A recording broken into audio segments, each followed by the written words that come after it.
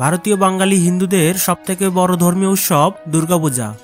আর এই উৎসবের প্রধান অনুষঙ্গ বাংলাদেশে ইলিশ ছাড়া যেন পূর্ণতাই পায় না।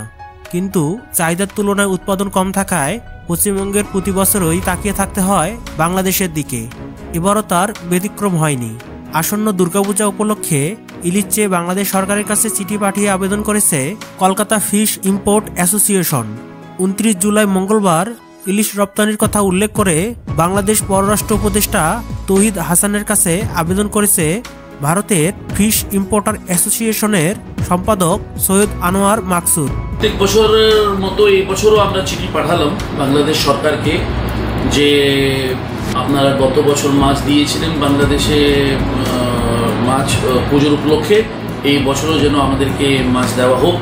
এবার দুর্গাপূজা অক্টোবরের পরিবর্তে সেপ্টেম্বর মাসে পড়বে, তাই পশ্চিমবঙ্গ সহ ভারতের বিভিন্ন স্থানে ইলিশ মাছ পাঠানোর লক্ষ্য এবং সেখানকার চাহিদা পূরণের জন্য এই আবেদন জানানো হয়েছে।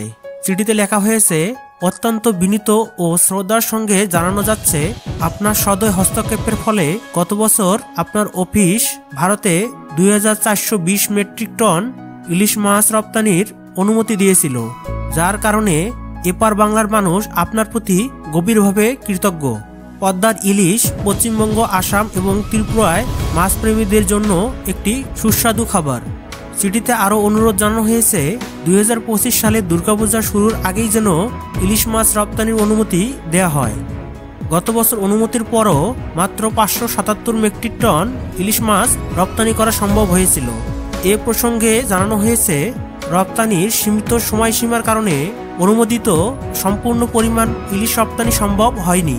তাই এবছর কোনো নির্দিষ্ট সময়সীমা ছাড়াই ইলিশ রপ্তানির অনুমতির অনুরোধ জানানো হয়েছে। এই চিঠি পাঠানোর পর হাওড়া ফিশ ইম্পোর্ট অ্যাসোসিয়েশনের সম্পাদক সৈয়দ আনোয়ার মাকসুদের সঙ্গে যোগাযোগ করা হলে তিনি জানান, প্রতি বছরের মতো এবার বাংলাদেশ সরকারকে চিঠি লিখেছি যাতে দুর্গাপূজার আগে ইলিশ পাওয়া যায়। তিনি আরও বলেন, যেহেতু চলতি বছরে দুর্গাপূজা কিছুটা আগে পড়েছে, তাই দ্রুত অনুমতি চাওয়া হয়েছে।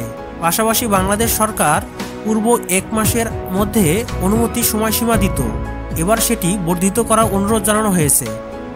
তবে তিনি আরও সতর্ক করে বলেন, যদি বাংলাদেশ সরকার ইলিশ সরবরাহ না করে তবে ভারতকে গুজরাট, দীঘা, কাকদ্বীপ, ডায়মন্ড হারবার এবং মিয়ানমার থেকে ইলিশ আমদানির উপর নির্ভর করতে হবে।